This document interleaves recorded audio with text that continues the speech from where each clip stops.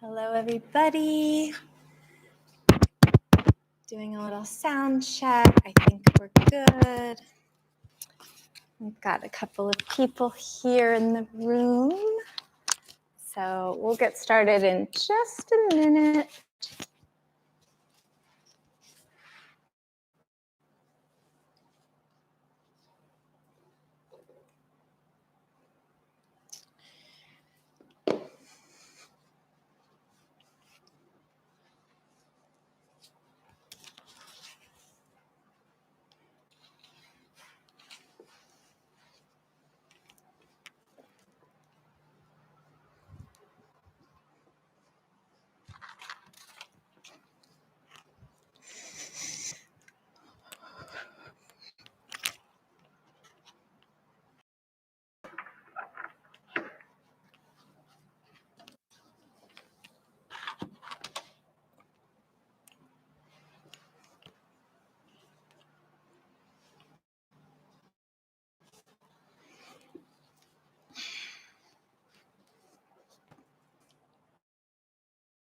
Shall we begin? Curling up in a ball. Question might, right? And I don't know what the answer is, but I do know that we can mitigate the hits by reaching out and supporting each other and in leaning into community in whatever way that manifests in our lives. And so that's what we're here for, and I hope it's of service. So getting comfortable, find your seat or your back or your side or your cushion or your wall or your bed, pillows, whatever it is. Find something to hold you. And from that holding, recognize the movement of your spine in an elongated fashion from tail to crown, whatever angle that currently is relative to the earth. So if you're seated upright, it might be a rising. If you're lying down, it might be just simply an elongation of space. And in that space, from tail to crown and back to tail, from support beneath to experience beyond, find breath and welcome it in.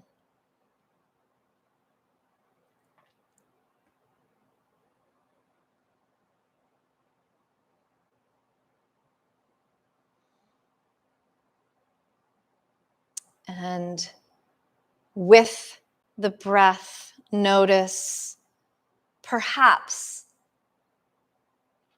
more and more space.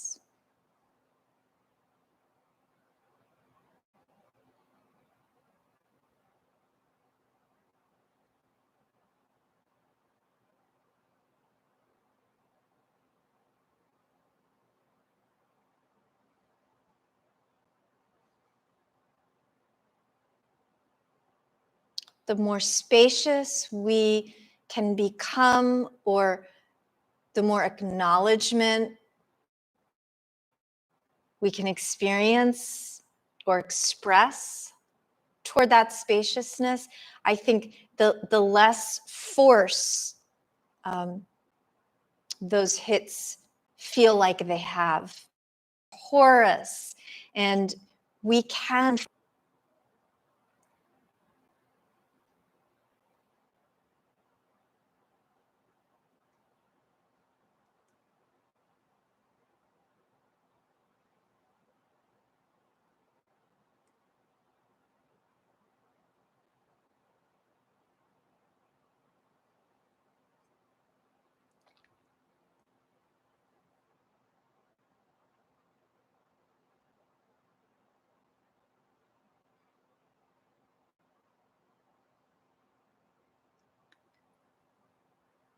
And this awareness of breath is the most trusted, best friend.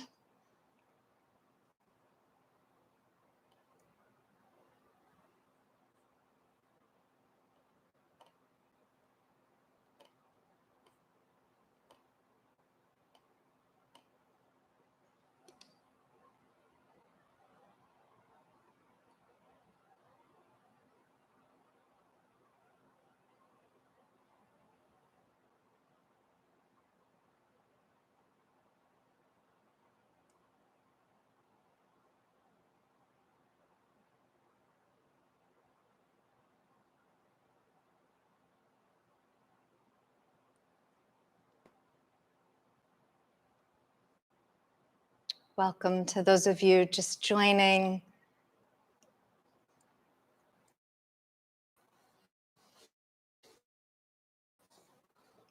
Glad you're here.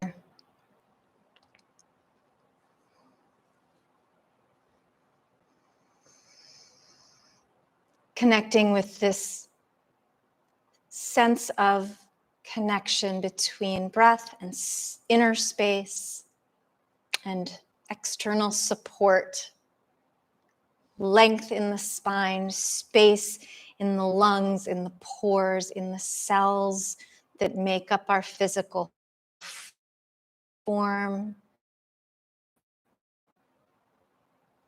in all of its humility and innocence and vulnerability in the world.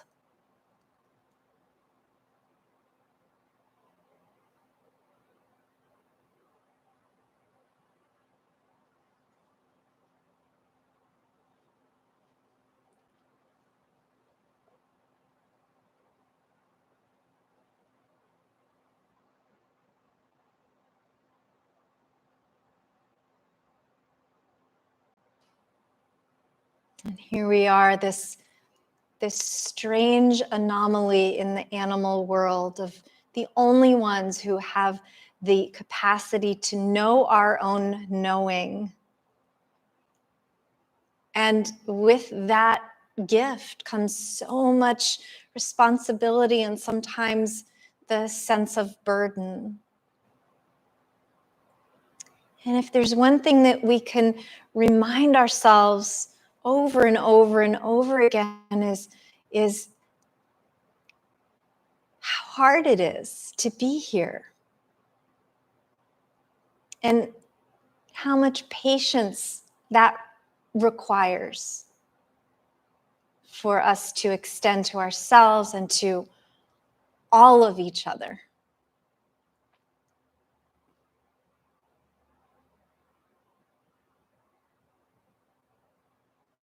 It's patience.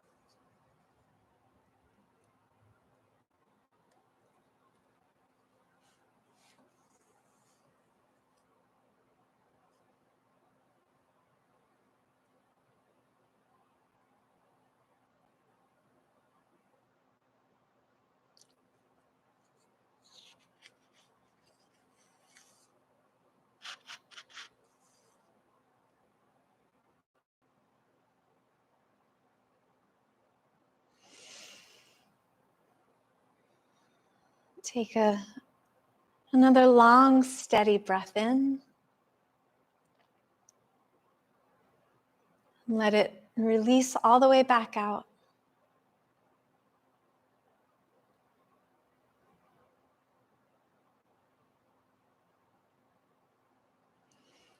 And And just give a gentle stirring to your body, a gentle waking up and welcoming back to your present moment surroundings. Thank you for joining me. If you're joining me live tonight here in the Washington, D.C. area, you know that we've taken a sudden turn into deep winter after 65-degree day just 3 or so days ago. And I don't know about your feelings regarding a big, thick snowstorm, but I love it. Number one, I don't like unseasonable weather because it feels wrong, and I'm working on that.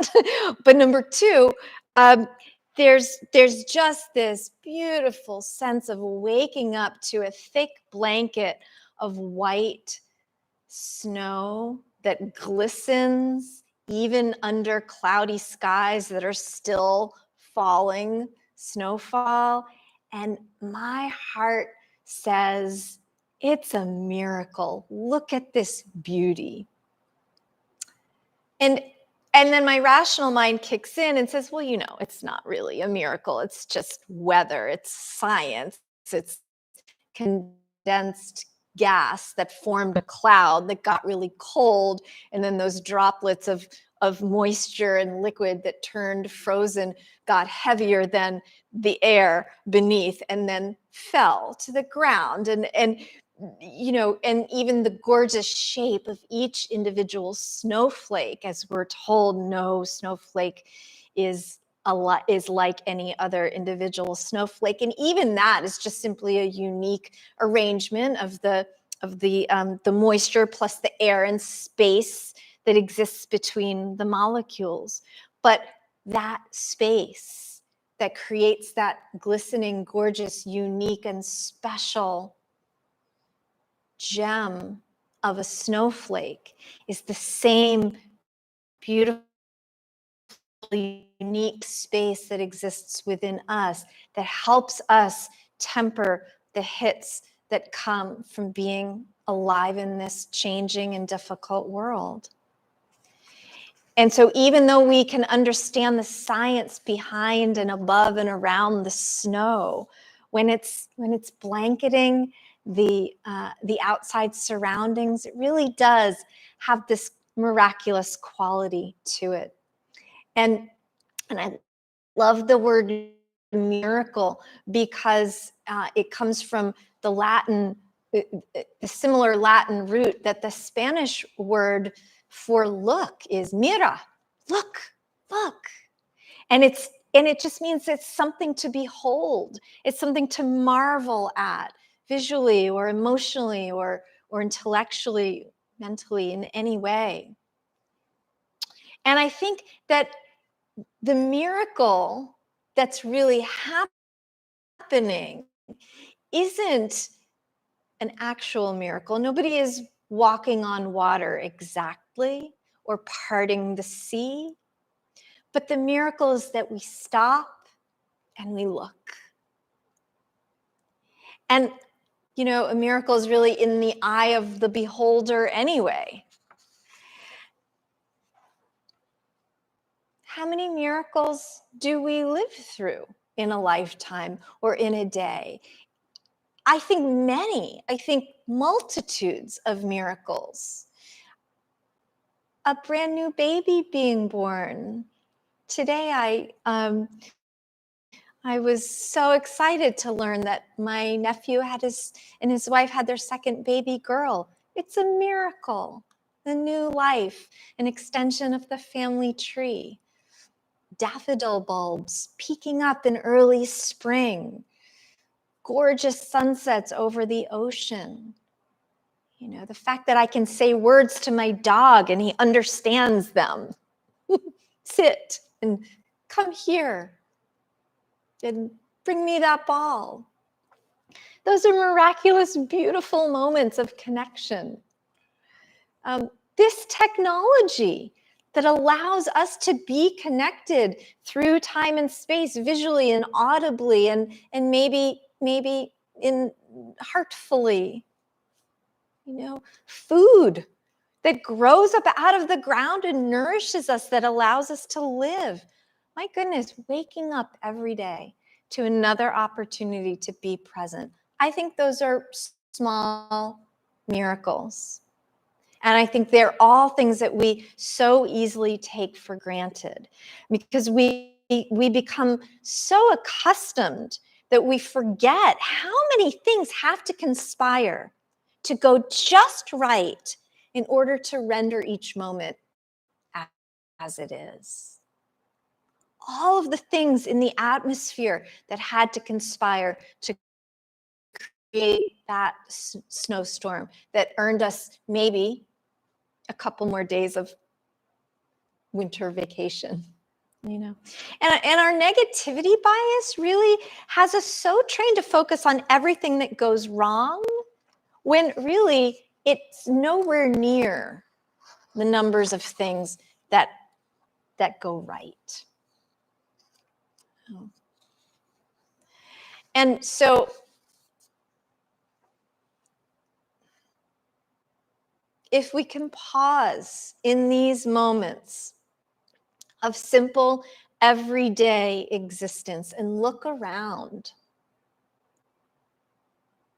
I think we can find things that are worthy of our beholding to see, and to give an extra beat of patience, of appreciation, of gratitude, of time, breath, and heart.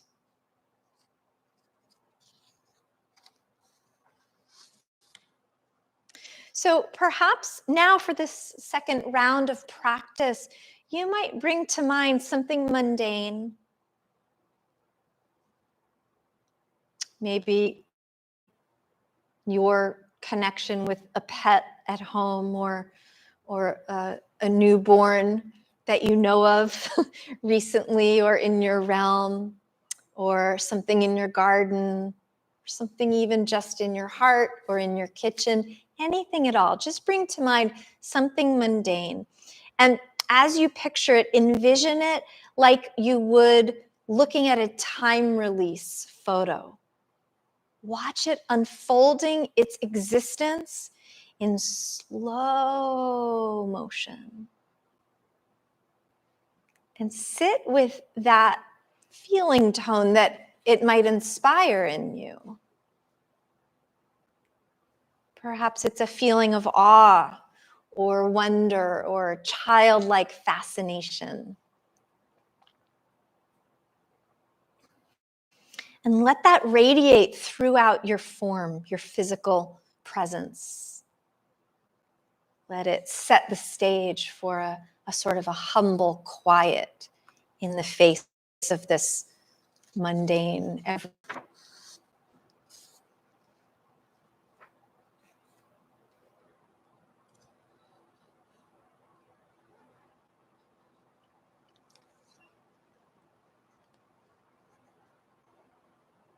And if you lose that sensation inside that might accompany this experience of awe or marvel or wonder, just come back, and come back again.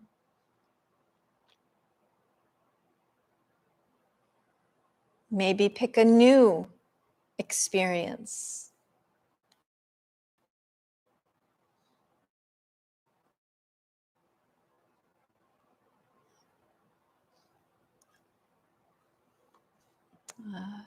A sort of quotidian,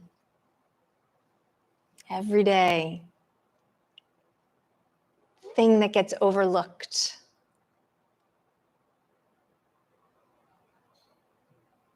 Let it be worthy of your wonder.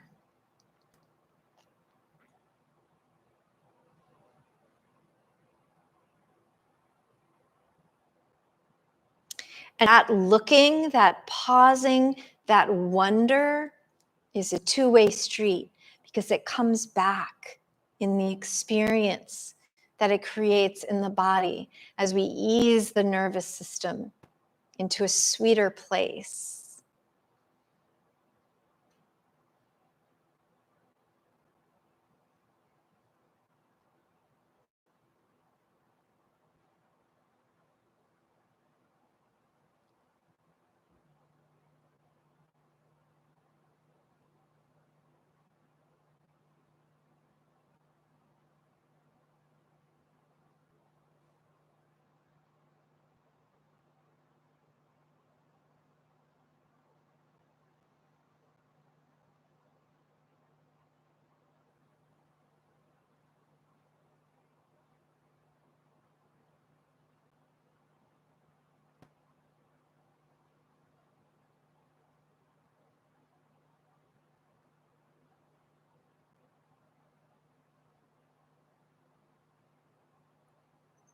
Sometimes I wonderment inside, and maybe it's luminous or sweet or tingly, but the words always fall a little short. The famous quote from the Tao is, "The Tao that can be named is not the real Tao."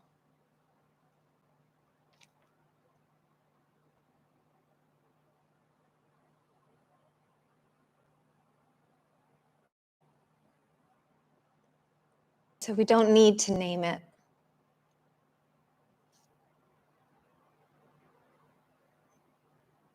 The benefit lies in the feeling it, the knowing it from a deeper felt sense, not from an intellectual process.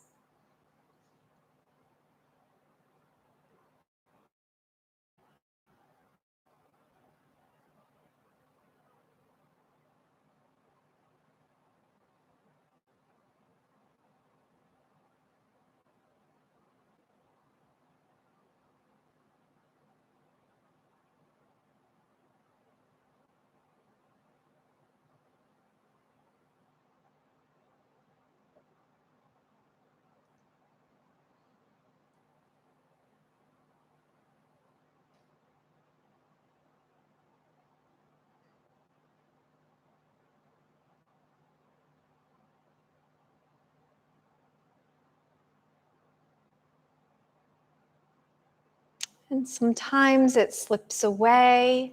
We dip back out into the daily stuff, the turnings of the mind, the creeping in of concerns and worries and unpleasant memory. Bring in another miracle. Call to mind another thing that even with this scientific explanation, there's something extra that you really can't explain. There was a terrific sunset here in the area this evening. Beautiful, pale sky with light pink, fluffy clouds.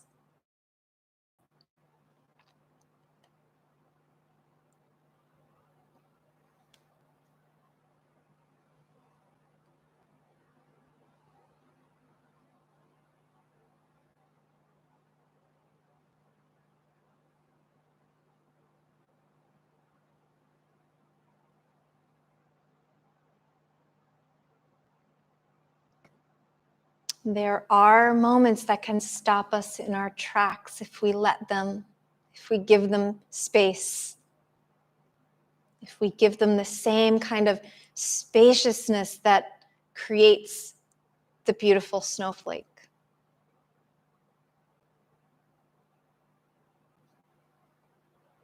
Maybe it's just a breath that makes that space, that invites that wonder.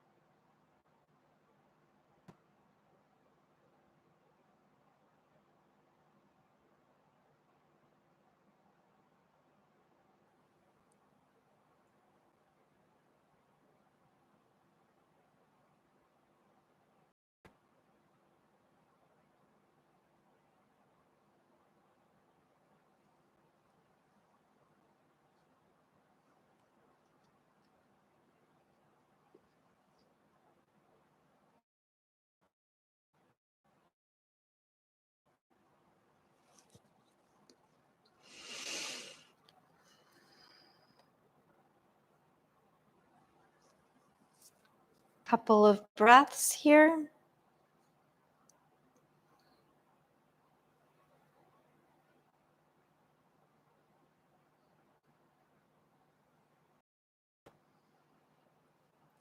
Gently bring your awareness back to the moment.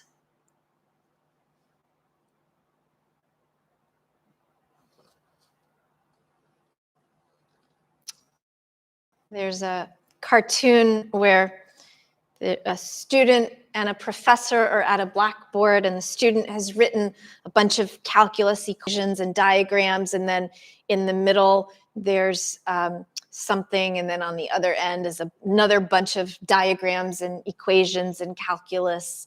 And what it says in the middle is step 2, and then a miracle occurs.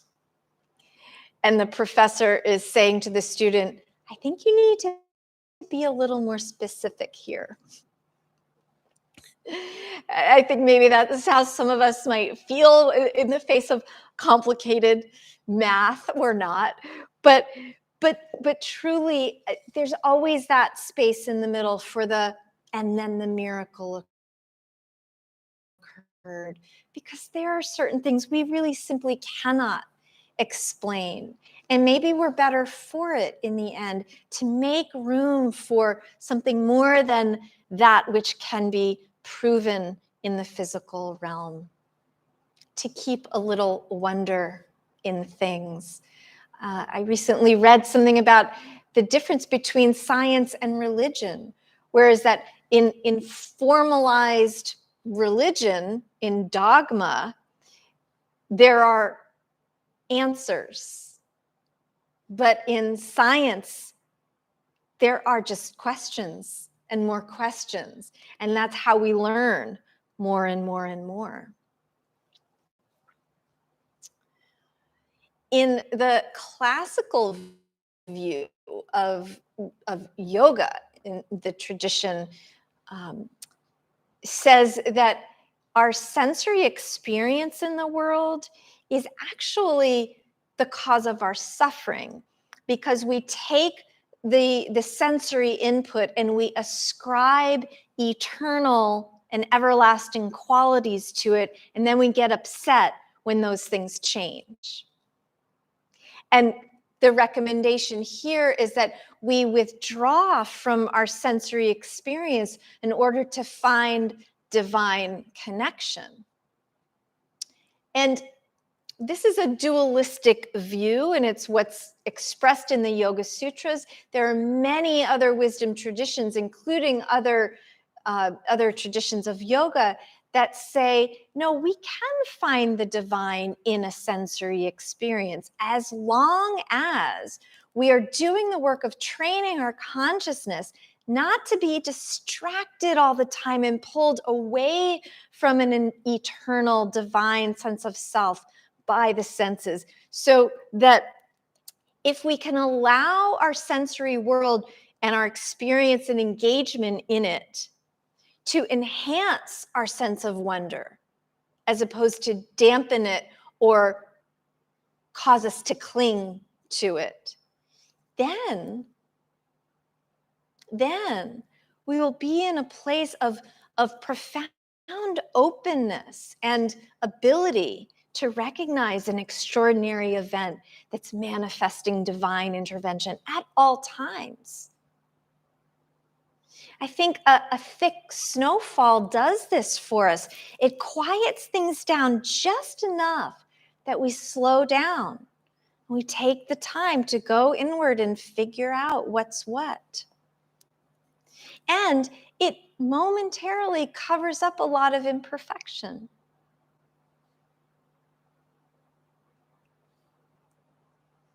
Remind us of what's good and what's working, okay? And what can feed our souls. And then we can experience what might seem for a moment a perfect moment as miraculous, and notice its ties to the natural reality surrounding us. We might then be able to allow it to outweigh those imperfections and make room for both, make it a both and situation, as opposed to so impressive and profound that it shines brighter than any other circumstance.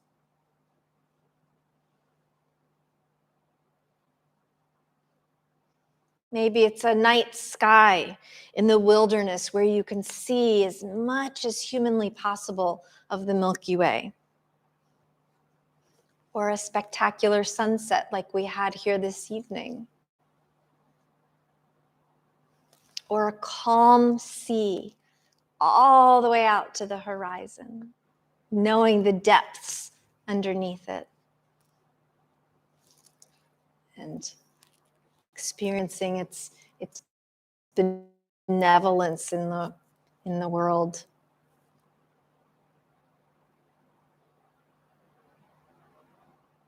So conjure that visual image for yourself. And let it draw into your being. Recognize the elements that are out there are also in here.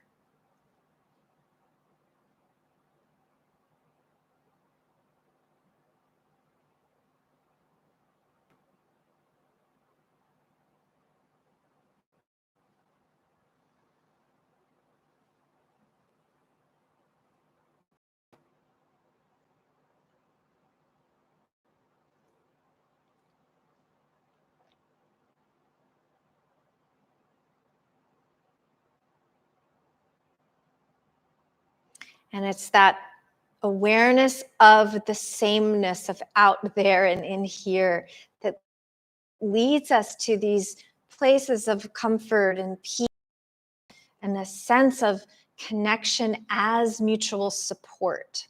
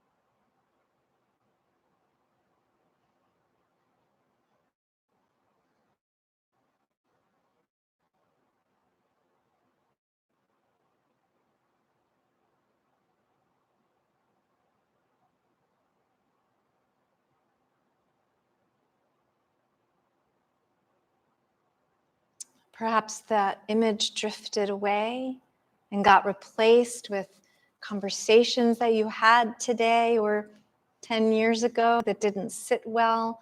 Perhaps you're back in your to-do list or your fear places. Bring the image back.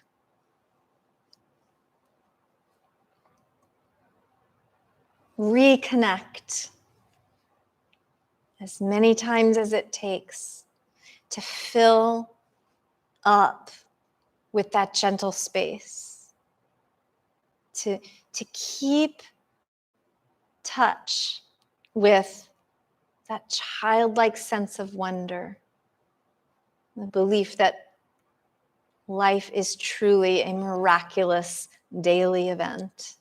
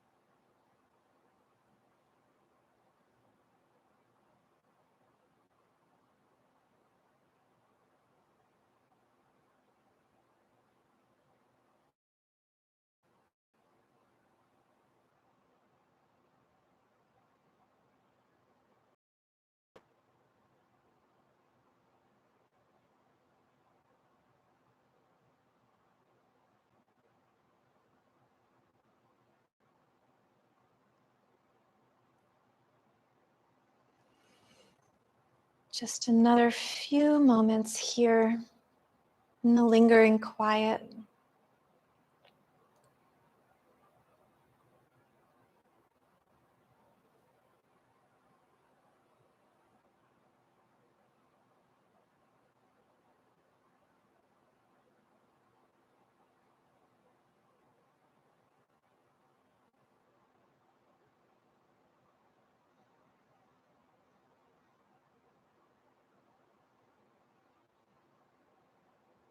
And invite your